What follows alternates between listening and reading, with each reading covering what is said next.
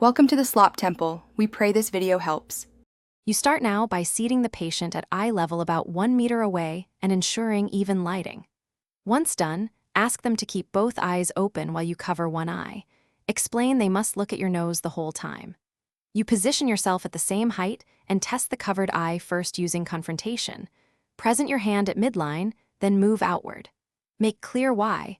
Fixation prevents eye movements and confrontation maps peripheral field quickly, revealing gross defects early.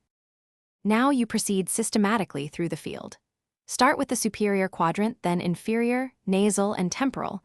Use a wiggling finger or small target at known angles and ask when they first see it.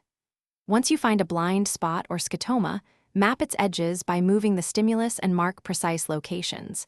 That helps localize lesions.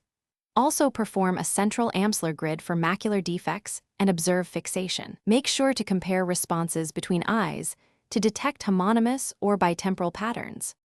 To finish, you repeat the same sequence on the other eye and confirm consistent fixation throughout. That lets you compare fields directly.